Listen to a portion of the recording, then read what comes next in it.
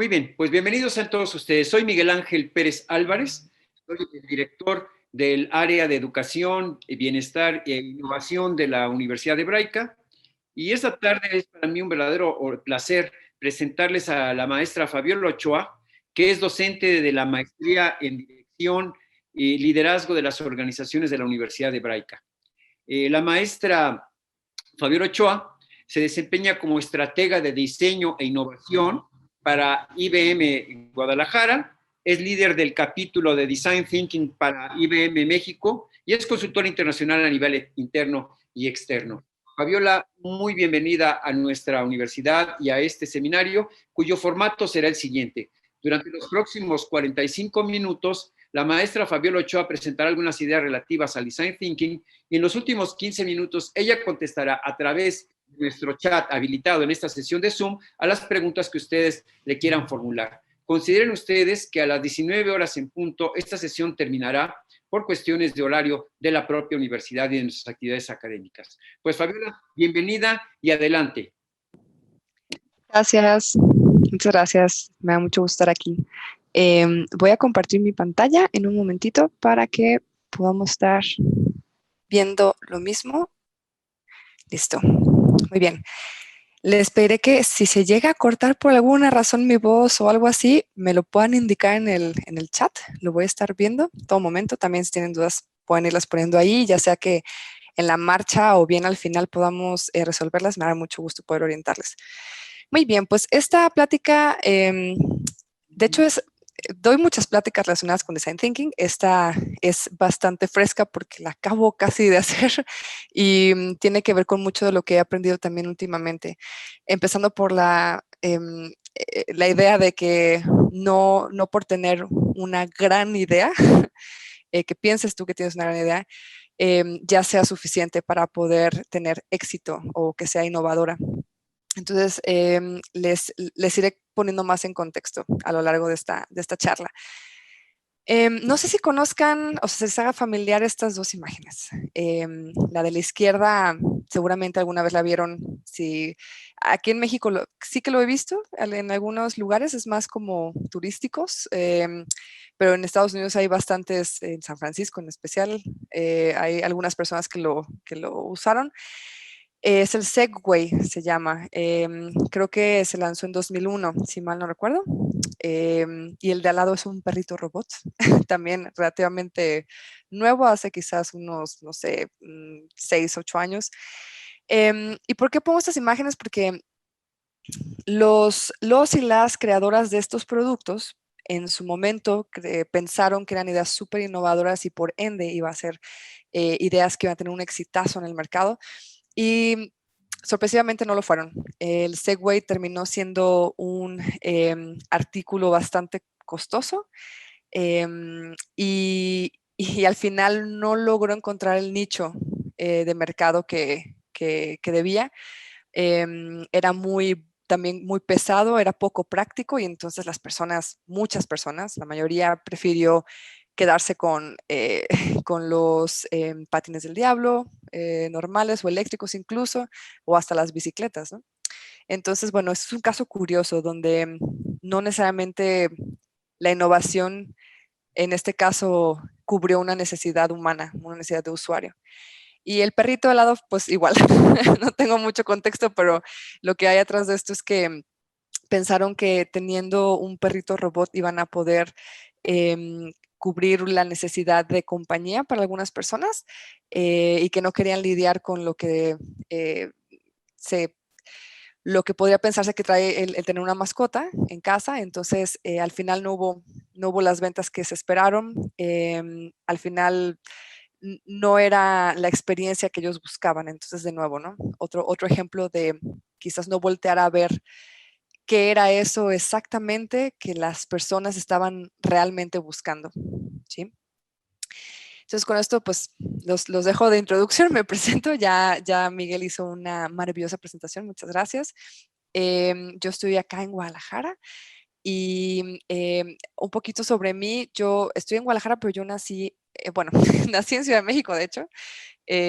pero viví toda mi vida casi, la mayor parte de mi vida en Hermosillo, en Sonora, hace mucho calor, me encanta el desierto, me encanta. Me encanta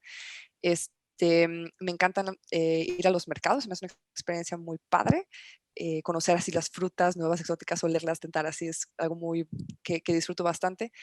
Y me gusta mucho practicar yoga también. Entonces, justo durante pandemia fue algo que me ayudó muchísimo a sobrellevar este encierro. Entonces, un poquito sobre mí fuera de lo que hago en mi rol. Y quiero comenzar a explicarles un poquillo esta imagen. Me quedé pensando, ¿cómo puedo yo mostrarles o cómo puedo yo comunicarles cuál es la diferencia de aplicar un poco de el análisis de este framework que es Design Thinking a no aplicarlo en un mismo lugar? Entonces pensé en un café, de hecho pensé en dos, y es esto que les pongo aquí. Cuando tienen ustedes dos cafeterías, una enseguida de la otra, y venden exactamente lo mismo, ¿sí? Es exactamente el mismo producto, al mismo precio, el diseño de la experiencia, justamente, que es lo que te va a proveer las herramientas de Design Thinking, es lo que va a hacer que tú vayas a uno en lugar del otro. Y más que eso, que vayas a querer regresar a ese lugar. Y creo que les ha pasado, ¿no? Bueno, por ejemplo, a mí me ha pasado varias veces cuando estoy indecisa de un producto u otro, una experiencia u otra, un servicio u otro, siempre es como, ¿en cuál me sentí mejor? O sea, siempre es regresar al sentimiento. A veces no lo hacemos muy consciente, pero es algo automático, es cómo me hicieron sentir allí. Por eso es tan importante el diseño, ver ahora más que el diseño de un producto, el diseño de una experiencia. Diseño de experiencia puede ser hacer servicios o crear productos. Entonces, por eso es tan importante ahora voltear nuestra atención a este tema. Entonces, ¿qué es este framework de Design Thinking que tanto les he hablado y que seguramente ya lo han ustedes escuchado también bastantes veces, porque no es realmente algo nuevo? Yo le llamo framework o marco de trabajo. No me gusta llamarlo método o metodología porque, por el contrario de las metodologías, Design Thinking no tiene como un ritmo o no tiene una secuencia ya definida. Uno puede tener toda la libertad de comenzar a utilizar las herramientas como nosotros prefiramos y como nuestro proyecto nos lo está diciendo, ¿sí?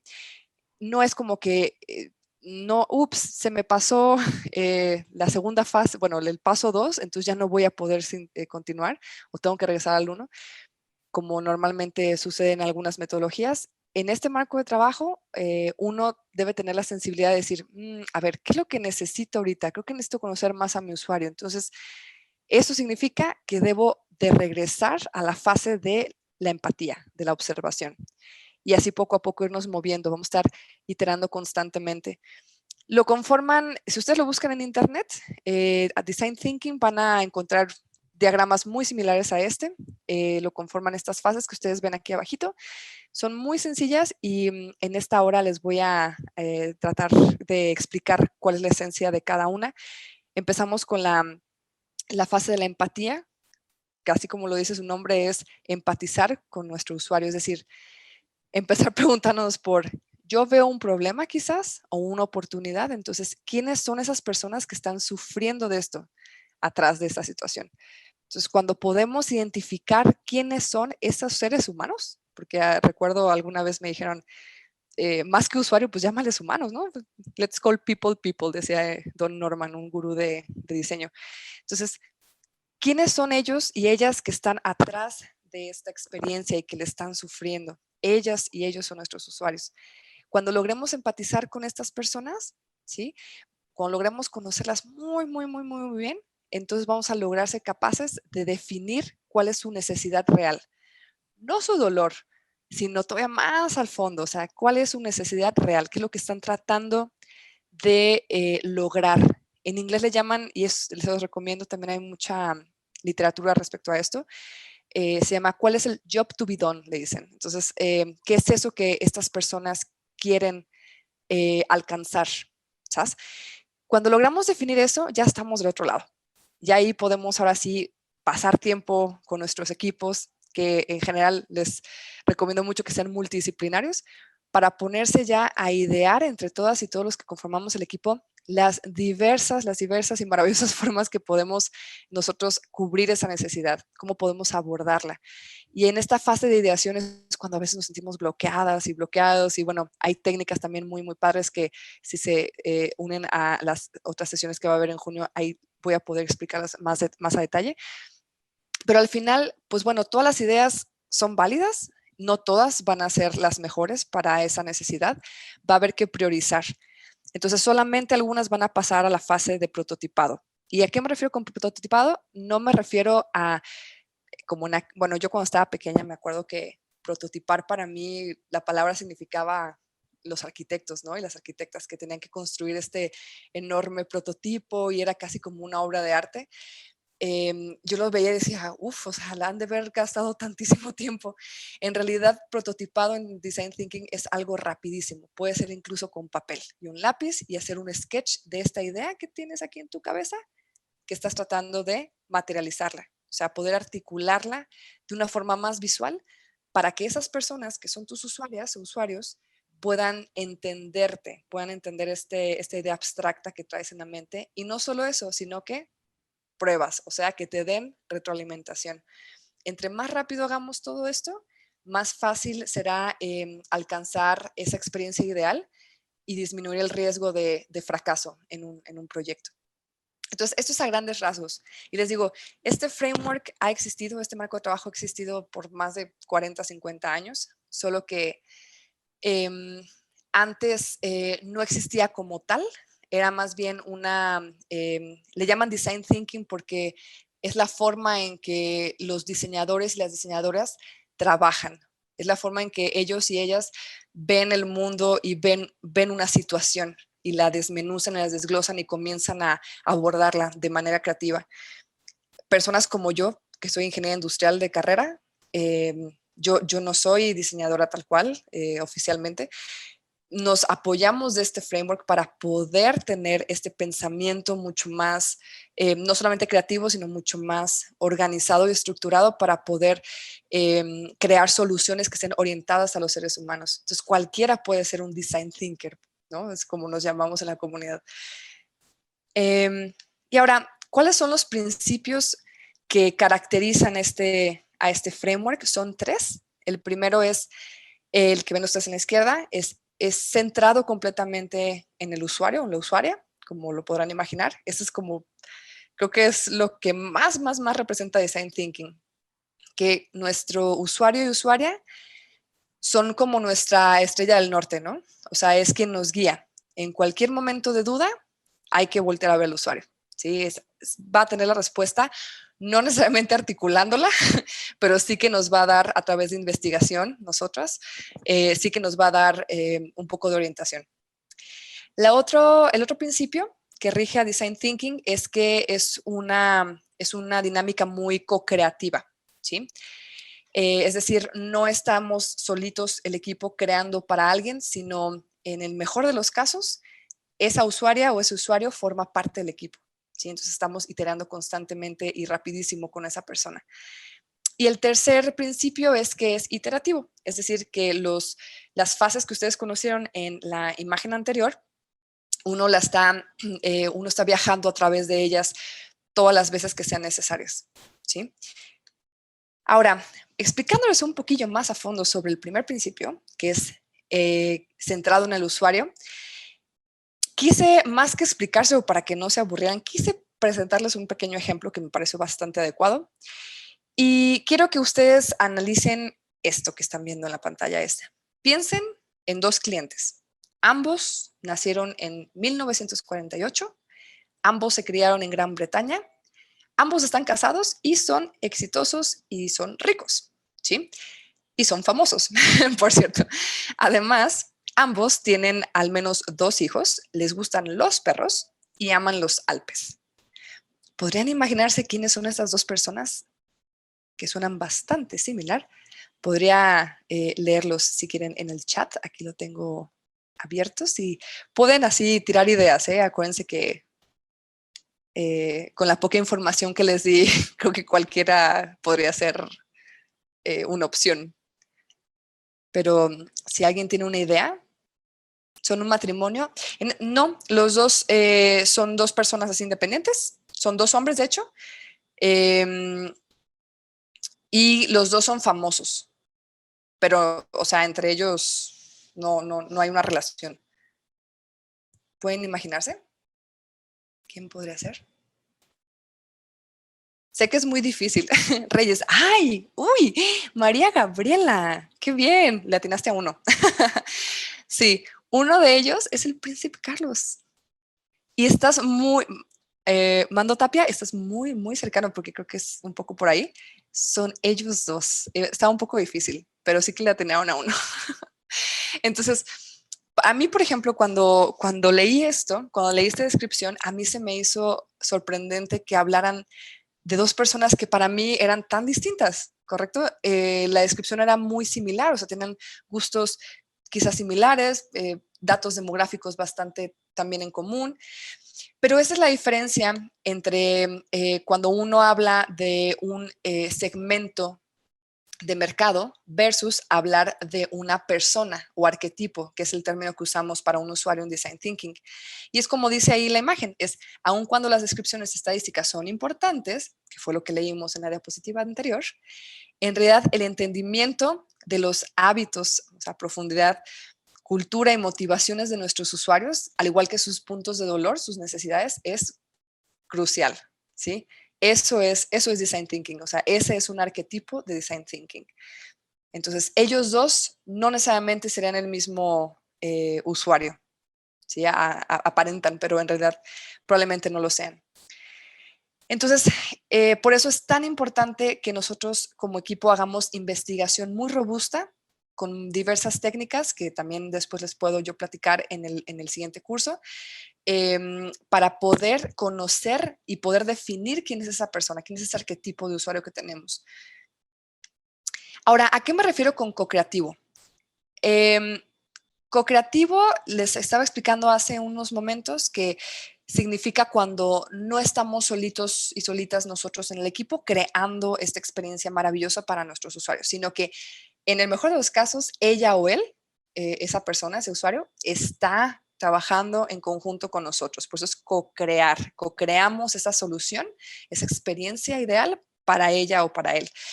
Y no solo eso, sino que siempre fomentamos el hecho de que sea un equipo multidisciplinario. O sea, entre más diferencias hay entre nosotros como miembros del equipo, es decir, por ejemplo, yo quizás soy ingeniero industrial, pero no solo eso, sino que mi pasado y mis experiencias y mis vivencias son un conjunto muy rico de cosas que yo puedo brindar a mi equipo a la hora de analizar un problema, porque yo lo veo desde una perspectiva muy diferente que quizás cualquiera de las personas que forman parte de mi equipo. Entonces, por eso es tan importante invitar a gente que quizás ni siquiera tengan que ver con el tema para poder escuchar su perspectiva. Entonces, entre más se involucra, como lo dice el usuario, en el diseño de la experiencia, porque está co-creando, va a haber más probabilidad de que se apropie de este servicio, de este producto o lo que sea que estemos creando para esa persona y entonces se sienta parte de la experiencia. O sea, hay lo que le llaman en inglés engagement. Estamos creando ese vínculo entre la persona, el usuario o usuaria y esto que estamos creando. Y no solo eso, sino también lealtad a la marca, como bien pueden ver allí, pero aparte, como está trabajando de nuestra mano, es parte de nuestro equipo, también va a lograr crear empatía con los miembros del equipo, ¿sí? Entonces estamos trabajando dos empresas distintas o algo así, entonces se fortalece la relación entre ambas. Un ejemplo de esto, y me pareció bastante interesante, fue DHL, la empresa de entregas, distribución. Ellos pasaban por un momento así medio difícil y sentían que ya la competencia se los estaba comiendo, ¿no? Entonces dijeron, ¿qué es eso que deberíamos crear? Y yo creo que todas las empresas llegan a un punto donde se preguntan, ¿cómo podemos innovar para poder volver a estar en el mercado como estábamos antes? Entonces, por más que pensaban y pensaban, se dieron cuenta que ya estaban muy viciados y viciadas todos en esa reunión. Dijeron, bueno, ¿por qué no? O sea, ¿por qué tener que hacerlo nosotros? ¿Por qué no vamos y consultamos a nuestros clientes más asiduos o más leales de la marca? ¿Por qué no hacer que ellos y ellas sean las que ideen esto por nosotros? Así que convocaron, hicieron una gran reunión y al estilo crowdsource, le llaman en inglés, también es un término bastante interesante, innovación, lograron crear entre todos esa nueva forma de negocio para DHL, que era entregas por drones. Entonces, fue algo en su época bastante innovador. Ya sé que ahorita ya hay bastantes más, Amazon incluso, ¿no? Hay empresas que lo están haciendo, pero DHL fue de los pioneros y le sirvió bastante. Entonces, con el éxito que tuvo esta idea en el negocio, ellos lo que hicieron fue ahora formar una especie como de institutos, por así decirlo, de DHL de innovación, donde ya lo manejan como una práctica muy casi diaria, ¿no? El estar invitando a los clientes para que co-creen estas ideas de negocio junto con ellos. Entonces ya quedó, o sea, llegó para quedarse. Y bueno, con esto, aquí acabé los 3 principios de Design Thinking. Aquí pongo rumbo a la acción porque a mí me gusta mucho dar que las charlas sean más dinámicas. Entonces, ahora les voy en general a llevar a que se imaginen la siguiente situación, ¿sí? Quiero que piensen en esa última experiencia de producto o servicio, la que ustedes quieran, que hayan vivido, ¿sí? Puede ser el último restaurante al que fueron o el último servicio de entrega que tuvieron en casa, puede haber sido algún servicio de transporte, como es el caso que yo estoy imaginándome aquí. Yo pensé en la última experiencia que tuve en trasladarme de un punto a otro. Pensé en un autobús, ¿sí? Ustedes ya que ubicaron sus propias experiencias y si quieren hasta pueden escribirlas en el chat para ver cuáles fueron las que ustedes visualizaron.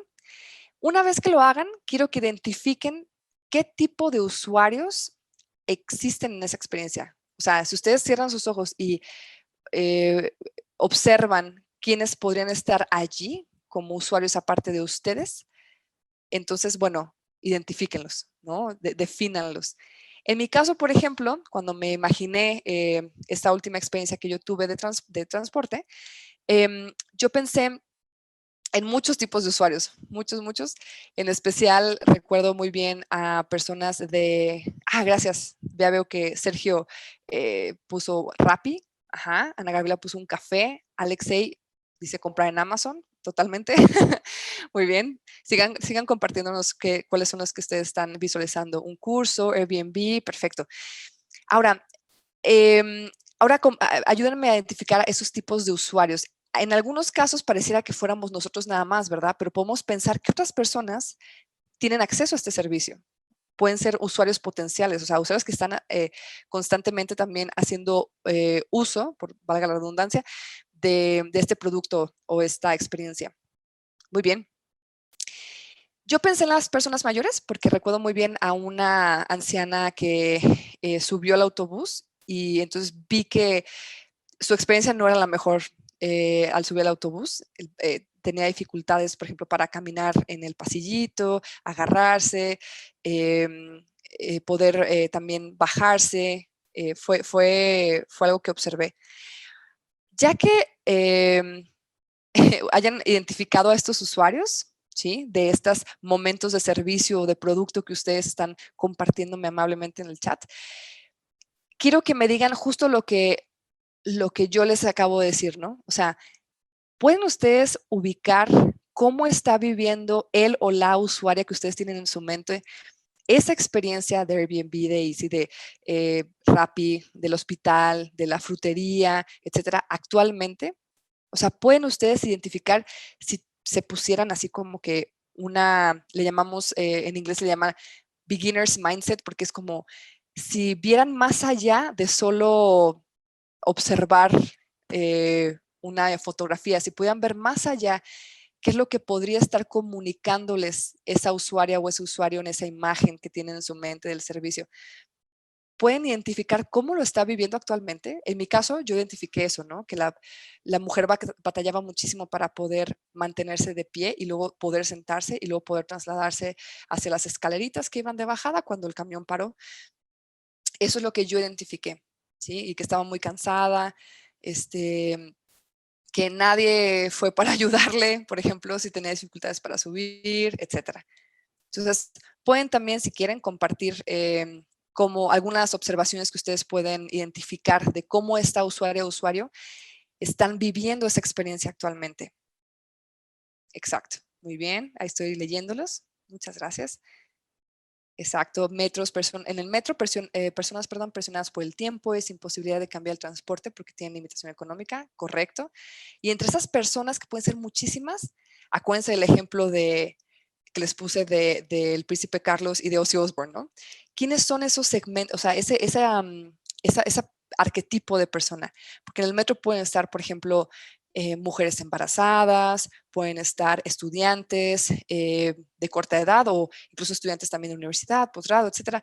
Puede haber personas que van a su trabajo diariamente, personas que traen cosas en sus manos que se van muy cargados. O sea, hay muchos tipos de personas si llegamos a observar más a profundidad en ese escenario, ¿no? Muy bien, ok. Excelente, muchas gracias. Entonces, ya que identificamos cómo es que esa usuaria o usuario están viviendo esta experiencia actualmente, les quiero contar una anécdota. O sea, es una historia real, pero me gusta mucho contarla porque se me hace como que hace perfecto clic de la importancia del poder visualizar quiénes realmente son todos nuestros usuarios, porque a veces se nos pasa en un servicio o en un producto, y no solo eso, sino cómo es que están viviendo esta experiencia cada uno de ellos, que puede ser experiencias muy distintas, aunque el producto sea el mismo.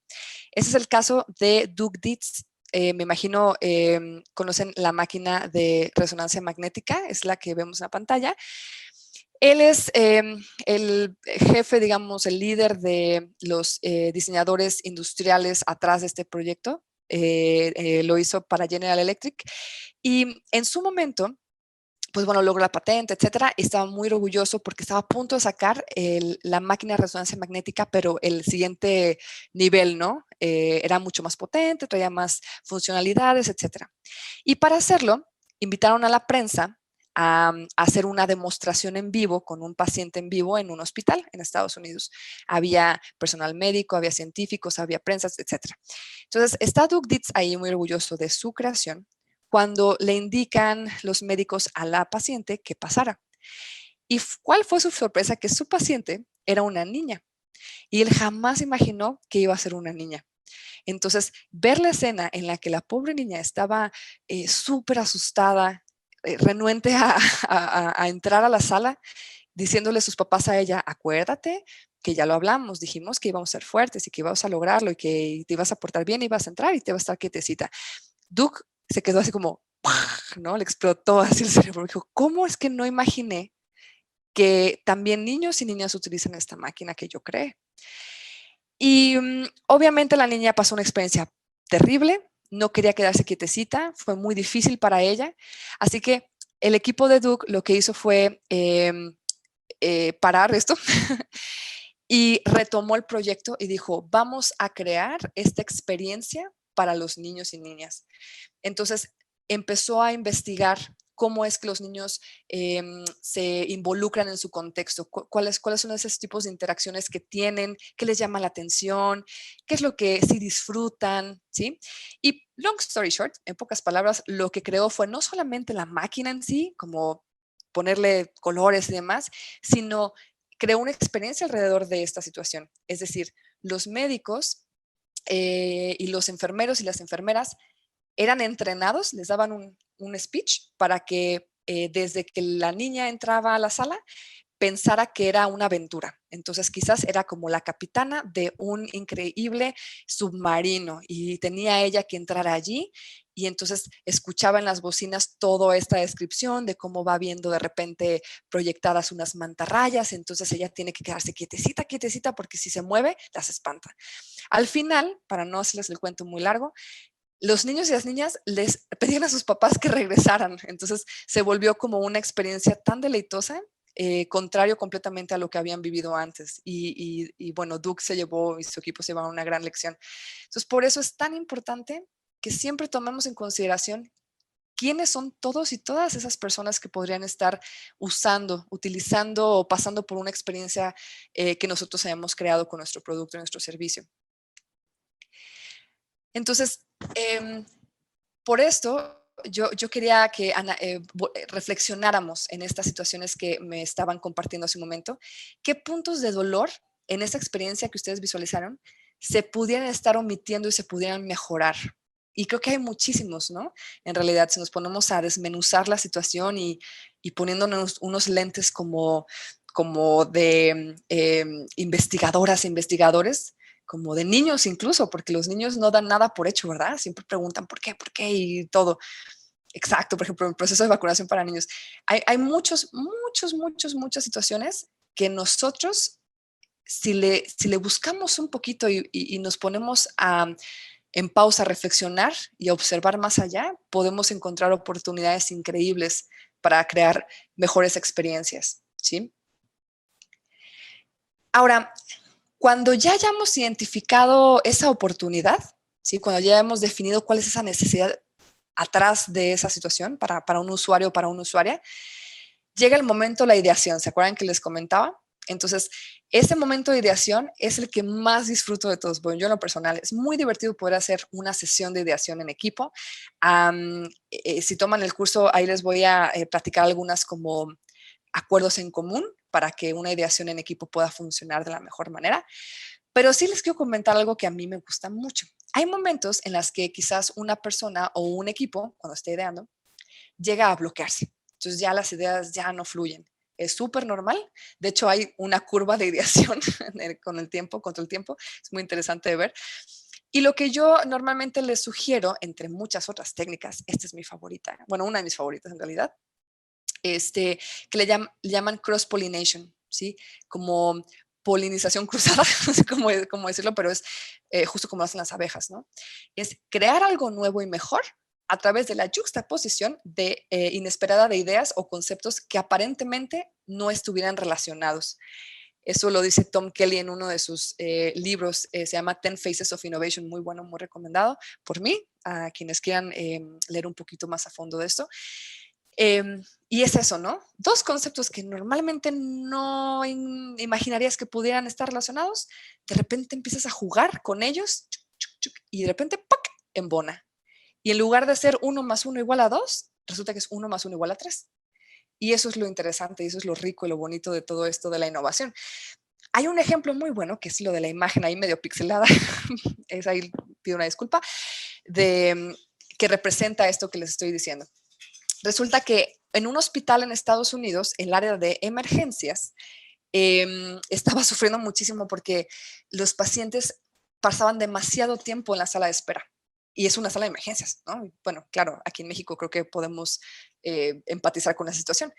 Y este hospital dijo, es que no puede ser, o sea, no podemos dejar tanto tiempo a una persona allí. Y aparte la experiencia que ellos viven es terrible, ¿no?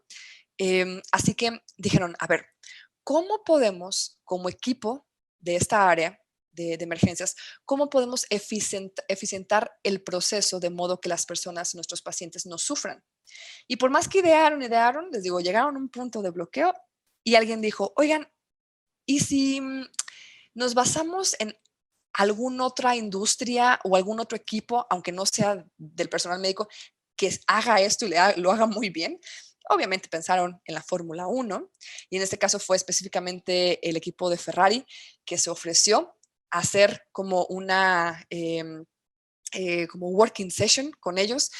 Los escucharon, observaron, o sea, el equipo de, sí saben que en la Fórmula 1 hay una parte en la que en el pit es un momentito en el que el carro tiene así segundísimos, así microsegundos para poder parar y que le cambien un montón de cosas, las llantas, el aceite, el cheque, y todo está perfectísimamente medido, porque no puede pasar ni un segundo más, ni un segundo en esa área, porque entonces ya va con desventaja de tiempo contra los demás carros. Entonces, por eso, estas personas que están en el pit son unos así magos, ¿no? Y magas para poder lograrlo. Así que el equipo del pit de Ferrari fue a observar un día común, rutinario, pues, en el área de emergencias del hospital, y tomaron un montón de notas y luego se sentaron con ellos y les dijeron, ahí les va. Y entonces hicieron esta cross-pollination. Entonces lograron crear un nuevo proceso para la sala, para el equipo de emergencias de este hospital, y fue un éxito. Entonces, desde entonces, ahora Ferrari colabora también con muchas otras instituciones para brindar su perspectiva de forma de trabajo tan eficiente a otros escenarios, ¿no? A otros contextos.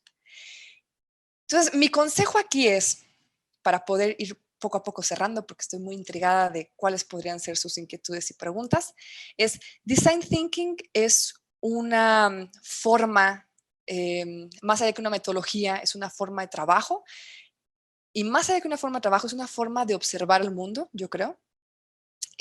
Lo puedes llevar a cualquier parte, no tiene nada más que ser de algo laboral o algo académico, lo puedes llevar a cualquier parte en realidad. Y creo que la clave que yo he aprendido durante todo esto es nunca dejar de observar, porque cuando dejas de observar, entonces das todo por hecho y ahí se van las oportunidades. Y los niños para mí me parecen fascinantes porque ellas y ellos, es tan nuevo todo para ellos que las preguntas que pueden surgir son tan poderosas. Entonces creo que deberíamos de un poco regresar a esa forma de pensamiento que teníamos cuando éramos pequeños y sé que suena de repente muy cliché, pero en verdad hay inercia, ¿no? Perdemos esa de repente plasticidad cerebral y entonces nos quedamos siempre sobre un camino, ¿no? Entonces ese es el gran consejo que podría yo darles sobre esto. Y me gustaría también, aprovechando que va a haber un curso pronto, decirles cuáles son algunos mitos alrededor del design thinking. Esto yo hice así como que un sondeo muy rápido entre mis colegas y algunos estudiantes también. Hay personas que piensan que design thinking es igual a post-its, o sea, a estas stickies, ¿no? De colores, como que entre más tengas en tu lugar de trabajo, híjole, qué innovadora es esa persona, ¿no? Entonces en realidad es un gran mito. No es como que sin ellos no puedas hacer esto. Con cualquier material, hojas, cuadernos, lápices, con cualquier material que permita que tú puedas articular tu idea sobre algo, eso es suficiente. Obviamente los post-its son una herramienta que permite que seas más flexible porque los puedes mover de lugar, pero no es un requisito. Luego hay otras personas que dicen, no importa fallar, es la parte de innovación. Esto es algo bien peligroso porque muchas personas piensan esto y entonces te dicen donde trabajas así, sí, está bien, falla, falla, falla. O sea, dicen que la innovación es completamente basado en fallar. Y yo creo que es una verdad parcial. O sea, creo que es cierto que tenemos que experimentar todas las veces que tengamos posibilidad de hacerlo, mucho, continuo y en cualquier momento del proyecto es necesario experimentar, pero como cualquier experimento debe ser medido y debe ser controlado, porque si no lo medimos, entonces no podemos aprender de él y entonces el experimento no tuvo por qué pasar, o sea, no hay un objetivo atrás de esto. Entonces, aguas ahí, hay que saber hacer experimentos también para poder fallar, pero a la vez ganar, ¿no? Hay otras personas que dicen, design thinking va siempre al comienzo de un proyecto. No, no siempre. Por eso decía que en realidad, incluso cuando ya tenemos un servicio andando o un producto, incluso ya lo tocamos y todo, uno puede regresar a observar. O sea, podemos volver a utilizar varias herramientas de design thinking solo para corroborar que vamos por buen camino, porque todo en realidad es posible de modificar para hacerlo mejor. Por eso es un marco de trabajo tan iterativo. Y hay personas que también lo ven como que es un evento, ¿no? Como que solo se hace una vez y en realidad es una práctica. Son prácticas de design thinking, por eso es como más como una cultura de trabajo casi, casi. Y se tiene que practicar diario para poder hacerlo cuando ni siquiera nos damos cuenta, pero ya estamos viviéndolo.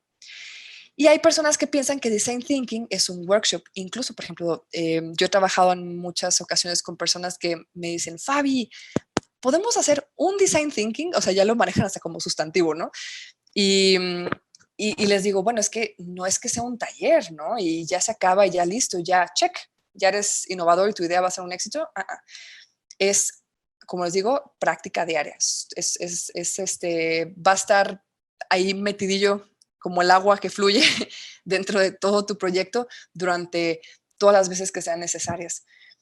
Y lo padre es que puede ir muy bien con metodologías de ejecución de proyectos, como Project Management o como Agile / Scrum, como le quieran llamar. Se llevan súper bien. Yo lo trabajo, yo he llegado a trabajar también con equipos en la empresa donde trabajo y con clientes. Y el último es la idea que ya les decía, que muchas y muchos le tememos a design thinking a veces porque pensamos, como el nombre dice design y se refiere a diseño, pues uno piensa, es que yo no sé dibujar, no, yo no tengo esta capacidad. Pensamos que necesitamos ser diseñadoras o diseñadores para poder hacerlo mejor y en realidad no. O sea, lo único que tenemos que hacer es tener mente abierta y muchas ganas de observar. Eso es solo lo que necesitamos para poder ser design thinkers genuinos en esto. Dice Alfredo, tiene que ver con legal design. Creo que no entiendo muy bien tu pregunta, Alfredo, pero si pudieras replantearla, con gusto podría apoyarte y contestarla.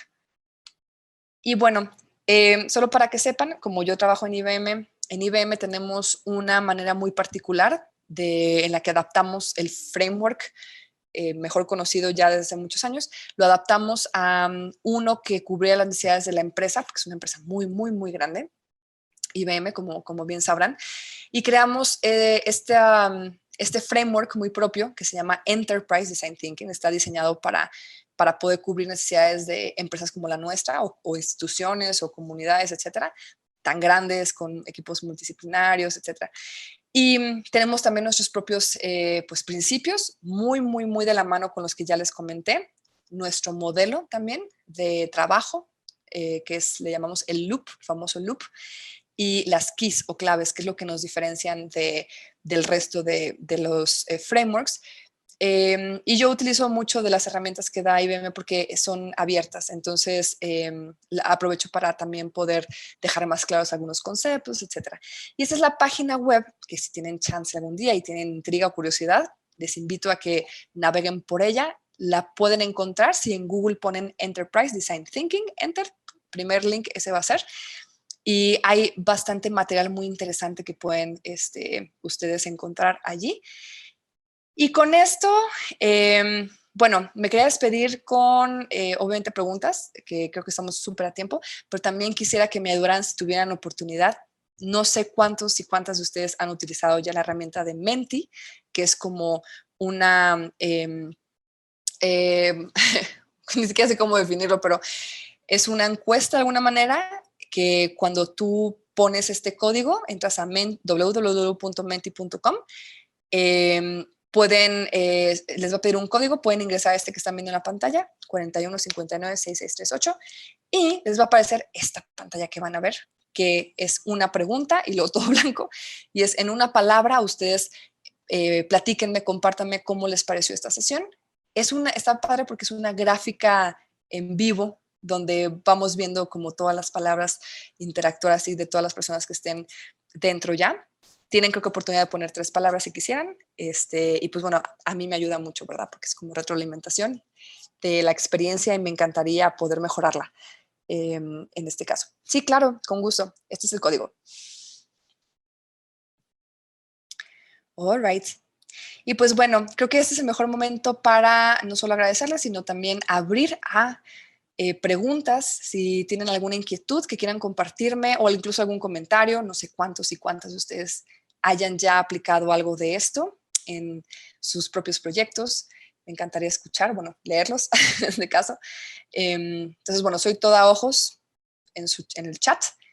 Cualquier pregunta que tengan, con gusto les oriento. Okay. Hola, Fabi. Hola. Me presento con ustedes. Soy Linda Michan, la coordinadora académica de la universidad. Miguel tuvo que retirarse, pero aquí estoy para lo que se les ofrezca.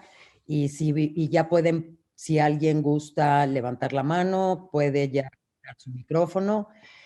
Fabi, te digo de entrada, mientras alguien se anima a hablar, llegamos a casi 130 personas. ¡Yay! Gente de Perú, gente de Latinoamérica, muchas caras conocidas, alumnos de la universidad, muchos otros espero pronto sean, y hemos estado poniendo por ahí el flyer y para poder dar al curso de Fabiola. Entonces, bueno, yo ya mandé mi palabra Menti. Muchas gracias. Que se hayan animado. Y si mientras te puedo decir nada más que nos saltamos algo que yo como buena, pues, educadora de raíz, hubo un comentario de Ana Gabriela que cuando hablabas de los usuarios decía, inclusive la educación se está volviendo dolorosa para los niños. Y es una cosa que a mí me pone mal. Sí, sí, es correcto. Por algo estamos en esta área de educación continua y por algo Design Thinking entró en esto porque no deja de estar en la educación, ¿no? Pero bueno, creo que ahí León Felipe alzó la mano, si gustas, por favor. Hola, buenas tardes a todos. Hola. ¿Qué tal? Hola, Fabiola, buenas tardes. Oye, hay algo que me llama mucho la atención. Yo soy profesor de música en educación básica, pero también desde kinder hasta prepa y licenciatura he dado clases. Y, y algo que llama mucho la atención es esta cuestión que a mí me alarma, que es el famoso coaching, que muchas escuelas lo venden como el design thinking y que no tiene nada que ver. Y en un especialista que habla del tema, sobre todo yo que soy profesor, pues sabemos bien que estamos inmersos en los manuales, en las prácticas, en que si la planeación tiene que llevarse al pie de la letra y que si el niño tiene que cumplir tal objetivo. Y por ejemplo, ¿no? En música, pues se cumplen objetivos desde otras áreas, no tanto desde la música, digo, no tanto desde el texto o desde una guía. ¿Cuál es tu perspectiva y cuál es tu opinión respecto a esta famosa como compraventa del coaching que muchos intentan ponerle etiqueta del design thinking? Fíjate que, bueno, muchas gracias. Y me agarraste de sorpresa porque yo no sabía no estaba enterada de que se tomara el coaching como con la etiqueta de design thinking. Me llama mucho la atención porque claramente no necesariamente es igual, ¿no? Ay, perdónenme mi perrito, espérenme un segundito. My God. Sorry. Pero sí puedo decir que, por ejemplo, para ser coaches, claramente de design thinking por lo menos, sí que tienes que llevar cierta currícula. O sea, no es solamente ser coach de design thinking, no significa nada más que sabes los conceptos y que puedes aplicarlos en tu vida diaria, en tus propios proyectos, sino que puedes guiar a otros a que alcancen sus objetivos por ellos mismos a través de ti. Entonces, es algo bastante delicado, es una línea muy, muy delgadita, ¿no? Entre un área y otra. Y la verdad es que no cualquier persona tiene a veces la habilidad para poder hacerlo, menos todavía cuando, digo, hablando de educación, yo creo que es algo tan importante y delicado que tendría que ser alguien, en verdad, que aparte sea coach, que sepa cómo llevar a esa audiencia en específico en cuestión de edades, incluso de temas, etcétera. Entonces me llama mucha atención cómo lo compartes. Ahora voy a leer un poco más de eso. Hombre, pues gracias. Sí, no, ¿de qué? Ana Gabriela, por favor, está levantando la mano. Fue a quien me enseñé de mis niños. Hola, exactamente, voy mucho en el sentido de León Felipe, porque soy maestra de secundaria y hoy me dio muchísima, no sé si estrés o risa o qué pasó, ¿no? Estoy en este proceso de innovar o de buscarles algo que a los chicos les parezca más interesante. Imagínate a niños, adolescentes entre 12 y 15 años sentados desde las 7:30 de la mañana hasta las 2:30 de la tarde frente a una computadora, recibiendo clases como si estuvieran en un salón de clases, sin siquiera tener la relación entre ellos, ¿no? Además, tener al papá todo el tiempo viendo qué está haciendo, ya ni siquiera el espacio como no intrusivo de es mi escuela y no te metas, ¿no? Ni siquiera eso. Entonces, hoy me dio muchísima risa porque les empecé a utilizar una herramienta con ellos, una nueva herramienta digital, y de pronto, Miss, ¿cómo pongo las palabras? Y Miss, ¿cómo le ayudó? Word art en específico, ¿no? ¿Cómo creo estas ideas? ¿O cómo le voy a hacer? Y bueno, a los 3 minutos me llama mi directora y me dice, la mamá está muy estresada porque la niña le cerró la puerta en la nariz, ¿no? Entonces, luego, pues, ¿cómo no le va a cerrar la puerta en la nariz? Si la mamá está, dile a la maestra que te pregunte, dile a la maestra que te diga. Y la mamá le llama a la directora para decirle, ¿por qué está utilizando una herramienta nueva? Entonces, desde cómo voy a sensibilizar a un papá de, señora, estoy tratando de que a su hija le suene menos crudo tener que estar 8 horas frente a una computadora, ¿no? Claro. Sí, sí, entonces, sí es súper importante no solamente aprender a diseñar, no solamente el design thinking, sino el how I sell it, ¿no? O sea, cómo lo vendo, para que ellos puedan comprender esta idea, ¿no? Sí, comprarla. Si sirve de algo, yo al principio cuando empecé con esto, fue en 2014 más o menos, yo estaba en un área donde esto era como de risa, ¿no? Estaba en un área llena de ingenieros e ingenieras de manufactura, entonces ellos tenían como ya otros métodos y cuando llegamos con este concepto chiflado, pues claro que fue como un poco escépticos todos. Lo que aprendí fue, en lugar de ir contracorriente, me sirvió más bien observarlos de nuevo y más bien ir con ellos. O sea, ¿qué es eso que ellos utilizan actualmente de forma que yo pudiera hacer un híbrido? Y entonces el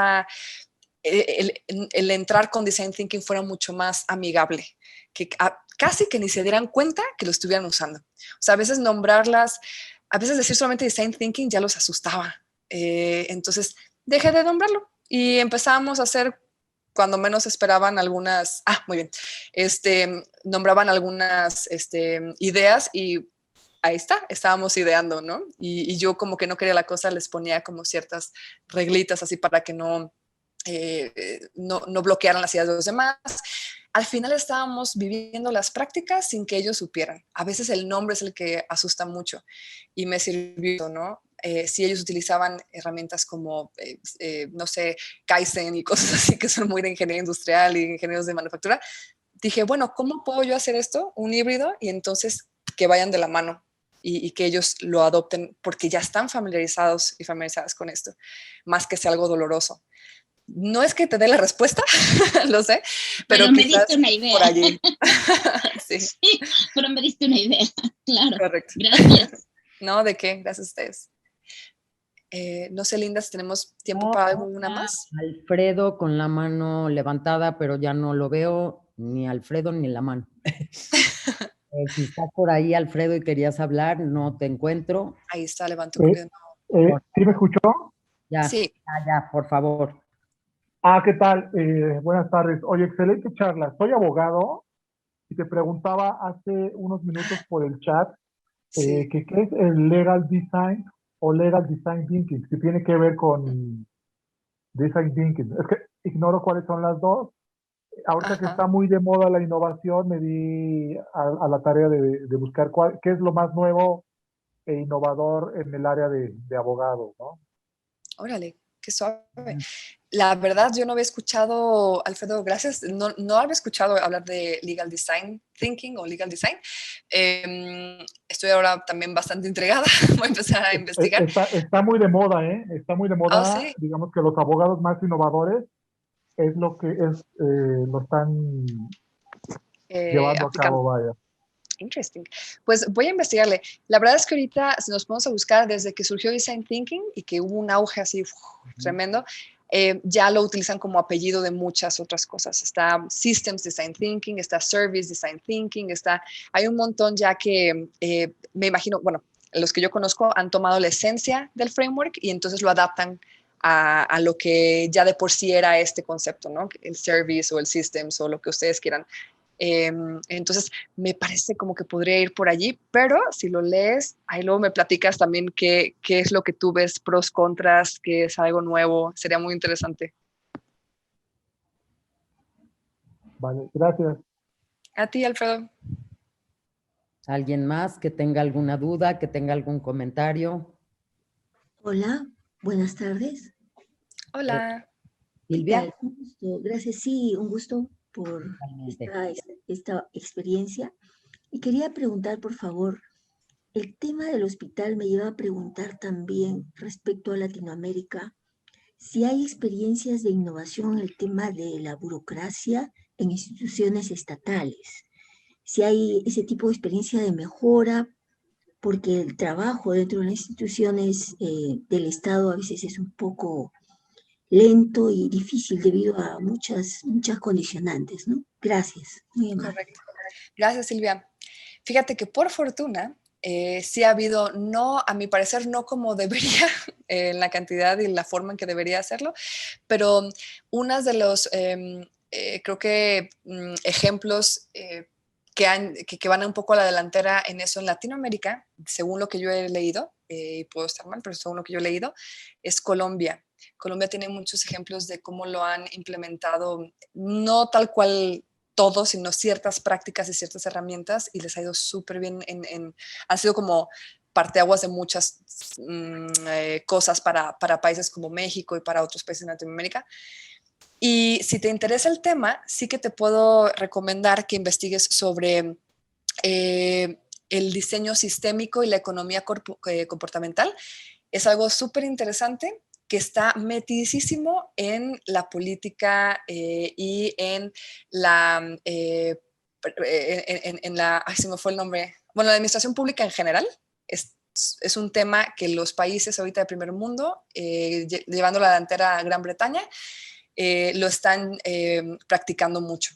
Entonces, te lo recomiendo, o se lo recomiendo a quienes les llamen la atención, porque eso toma la esencia de Design Thinking, pero ya está como hardcore, diría yo, o sea, ya está como mucho más profundo y mucho más dirigido a administración pública. Excelente, excelente por la sugerencia. Muchas gracias. Claro, un gusto. Gracias. Una muy querida alumna de la licenciatura, Sara, por favor.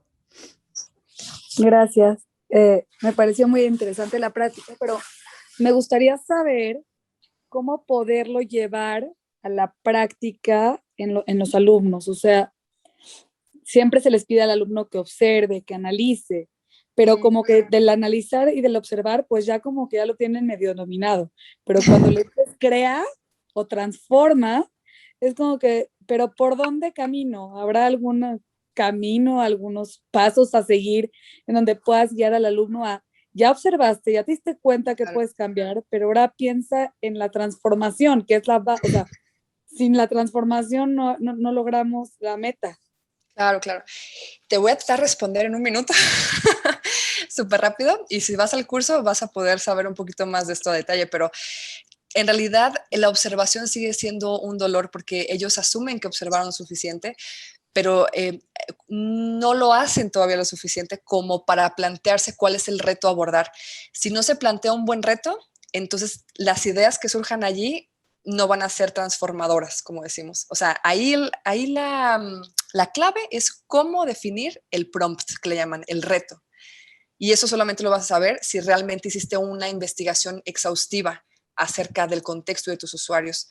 Si no, va a ser un reto como cualquier otro. Y entonces las ideas van a ser igual de X. Va por ahí la cosa. Pero solo tengo un minuto, entonces siento que nos van a cortar de repente. Me pongo muy nerviosa. Pero sí, me encantaría poder platicarlo más a fondo, Sara. Ojalá y nos acompañes en el curso. Sí, yo creo que sí le va a dar. Súper. Gracias. No tengo más que agradecerte, aparte de que es la gran maestra de nuestra universidad en la maestría, Los animo a que si esto les llamó la atención, estamos a sus órdenes para que puedan tomar de verdad el curso. Agradecerles a todos su tiempo y preguntas excelentes, de verdad muy profundas, que creo que valen la pena ya tomarlas en la práctica. Y bueno, comentarios de excelente, muy interesante, todo muy, muy lindo para ti, Fabiola. Así que pues creo que con esto cerramos. Cualquier cosa estamos a la orden. Y muchas gracias, bonita tarde, cuídense mucho y gracias, Fabi. Excelente. No, a ustedes, muchas gracias a todos y Muchas todas. gracias, Fabi. Genial. Un placer. Hasta luego. Gracias a todos. Gracias, Hasta muchas luego. gracias. Bye, bye. Muchas gracias, Fabiola. Hasta luego.